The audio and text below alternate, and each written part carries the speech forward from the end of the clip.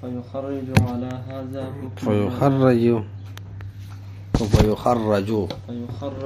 سالم عبارت تخیل کوا. بسم الله الرحمن الرحیم. خبر شروع د احناف اصول داو چې کتاب الله د خاص مقابله کې کله قیاس راشي یا خبر واحد راشي صورت تطبیق نوي نو مونږ به خاص د کتاب الله الو او قیاس او خبر واحد به پریږدو. مثال ورکړو چې د کتاب الله د خاص سره مقابله راغلی و د قیاس. خاص د کتاب الله داو چې یتربصن بانفسهن 3 قروء مطلقی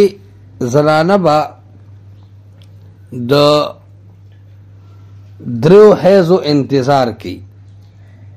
علب بل نکاح کی. لفظ ثلاثه خاص د کتاب الله او د سلور نبره او د سلور نخکتا او د درو د دوو نبره ته خلق سوی درې وی ثلاثه. او امام شافعی رحمت الله علیه وی چې مراد د قرونا طهر دی. څه دی؟ ځکه ثلاثه مؤنث دی ممیز، قرو تمیز مذکر پکار دی او مذکر هو طهر دی حیض نه دی.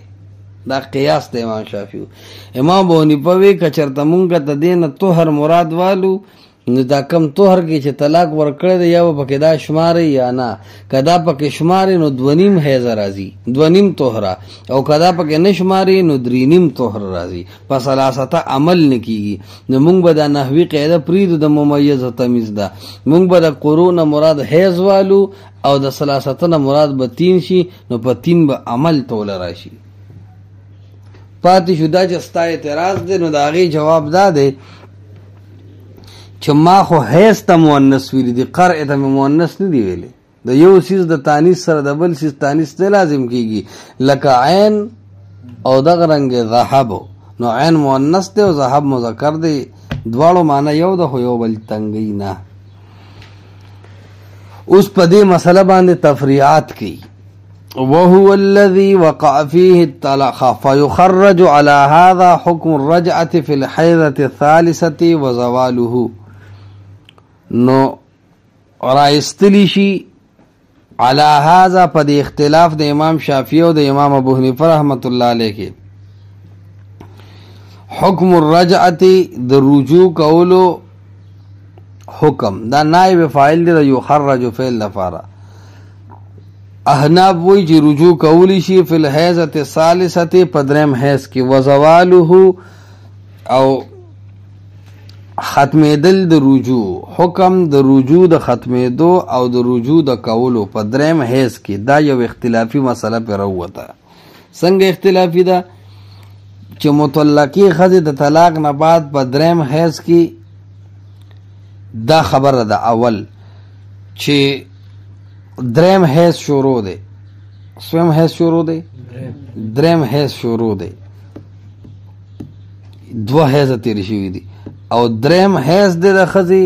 نو دې ته رجوع کولی شي خاون کنه. نو د احناف په نظر رجوع کولی شي ځکه ثلاثه قروء د حیض چې ترسو پوره شوی نه دی نو د رجوع حق لري. نه پوهیږي. او امام شافعی رحمت الله علیه په نسبت باندې دریم حیض کې د رجوع حق ختم شوی. ولی طهر کې طلاق ورکو نو یو طهر یو حیض، دویم طهر دویم حیض، دریم طهر نه پس دریم حیض راځي. نو درې طهر چې برابر شي نو حیض راځي او درو طهر سره داغه په نسبت باندې ټیم سره پوره شوی دی. لہذا رجوع کوله نشي. دا مسله پکې راوته. نو د امام ابو حنیفه سے پنځ باندې رجوع کولی شي. وزواله او حکم د رجوع ختم دی پنځ د امام شافعی. وتصحیح نکاح الغیر و ابطاله او د بل سړی د ښځې سره نکاح صحیح کېدل و ابطاله او نکاح باطلېدل. وتصحیح نکاح الغیر بل سړی چې وسره نکاح کوي نو دا د امام شافعي صاحب په نسبت باندې صحیح ده. ولې دا په دریم حیض کې ده او په دریم حیض کې د امام شافعي صاحب په نسبت باندې دا د دې زوړ خاوند د نکاح نه په دریم طهر کې وتېره او دریم حیض د دریم طهر نه پسې نو دا خو په دریم طهر کې اسم وتې ده نو په دریم حیض کې که ورته جلال الدین میسج ولېږو چې زم کونډ یم او تم کونډ یې نکاح کوو نو لا بأس به، بس مشکل نشته. شافعي شو تعالی کې جوړې دي نه امیر صاحب تاسو د فرق فایده کمه کړه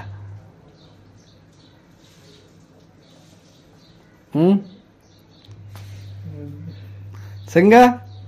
کنه ته اختلافي مسلو کې ګوتې نه و ابطاله او په دریم حیض کې نکاح باطل ده په نزد امام ابو حنیفه. ولې امام ابو حنیفه د ثلاثه قرون مراد درې حیض اخلي او درې حیض چې پوره شوی نه نو د زوړ خاوند د نکاح آثار موجود دي دا بل سړي سره نکاح تړلی نشي. پوهیږي خبرو کنه پوهیږي. وحکم الحبس والاطلاق والمسکن والانفاق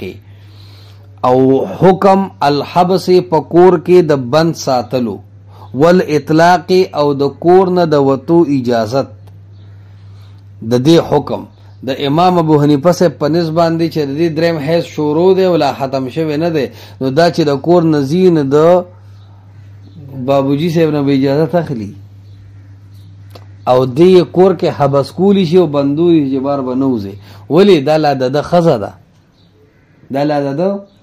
او امام شافعي صاحب وایي چې درې طهر زما مراد دي نو چې درې طهر د مراد دي د ثلاثه قرون نو دریم حیض خود ال راځي چې درې طهر ډړو شي نو دا هغه په نسبت باندې نه کور کې سارولی شي او نه چې کم ده اجازت به غواړي بس په خپل دي دا یو خاون نه دی پردي سړی دی.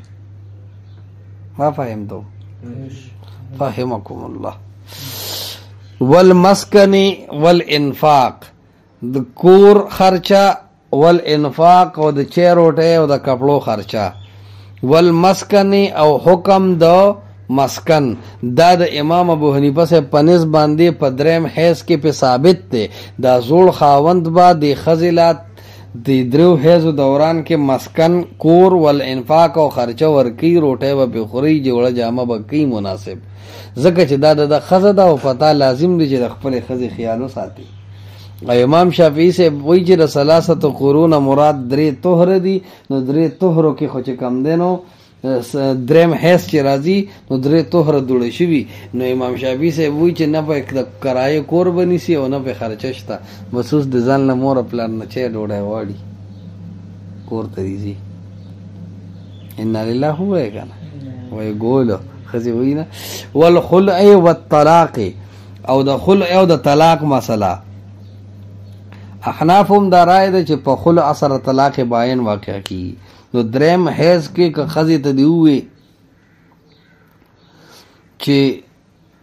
خزه وي چې الکه ما ته رجوع مکوا تا ته به پیسې درکم نو والخلع په دریم حیض کې موقشتا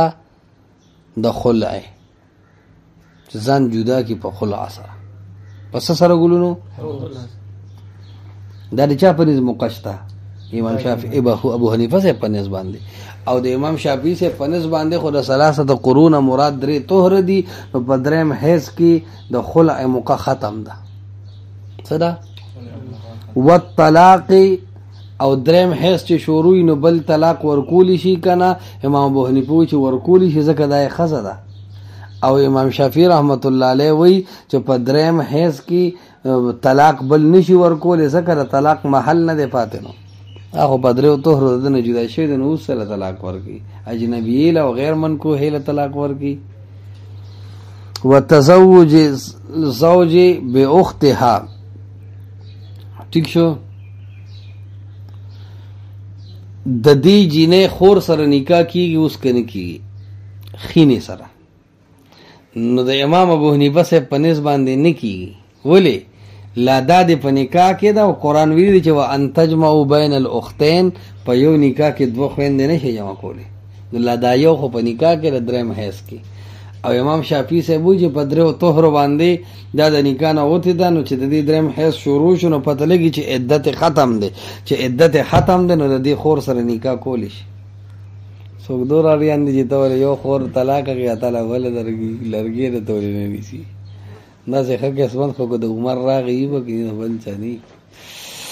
و اربع ان سواها او د دین علاوه سلورم سره نکاح نو ما ته وګوره بلې سره کولی شي د احناف باندې ځو شي کوي هسې پته مو ورته ناست دی څنګه چې کوي چې ته نه دې ونه کړو د خوراک په کار کې لکه د احناف باندې شي کوي یا تاسو خبر نه یې نو هسې سره لکه نشي کولی لا نکاح اثر پاتې دی نو چې ستا څلور ښځې دي او ته بله کې نو پنځم شو که نه شو نو پنځو ښځو سره نکاح جایز دی که نه اختلافي مسله ده لکه نه دی جایز که نه نو او امام شافعي صاحب څه وایي چې دا اوس تا درې ښځې پاتې دي څلورمه خو لاړه په درېم توهر کې ختم دا خو څلورم حیض شروع دی لکه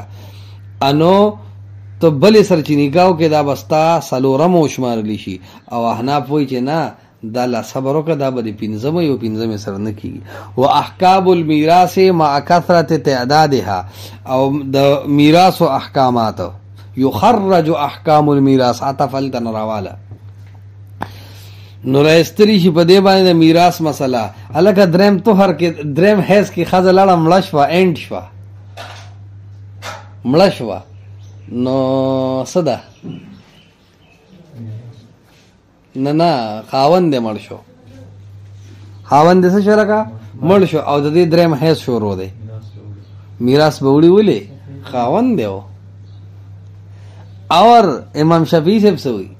چې په درېو طهرو باندې د دې عدت ختم شوی دی او دا د خاوند نه جدا ده نو په درېم حیض کې به میراث نه وړي ځکه چې دا یې ښځه نه ده او دغه خاوند نه څوک پې پوه شوی مع کثرت تعدادها یعنې د یو سړي څلور ښځې دي یوې له طلاق ورکو او په درېم حیض کې خاوند مړ شو نو عند الاحناف چا څو ښځو ته به میراث میلاویږي څلورو ښځو ته څو ته لکه ولې دا خو له عایشه بسې دا خو له په نکاح کې وه او امام شافعي صاحب وایي چې تعداد څو شو درې شو ولې دا څلورمه ښځه خو د نکاح نه وتې ده مع کثرت تعدادها د ښځو د تعداد زیاتېدل او کمېدل هم په دې موقوف دي چې درې دي او که څلور دي نو د امام شافعي صاحب په نسبت باندې قلت دی کثرت نه دی ځکه چې په درېم حیض کې مقتلې ده امام شافعي صاحب وایي چې اوس هم کثرت دی چې څلور وي نو څلور به وي ما فهمتم وکذلک بس دی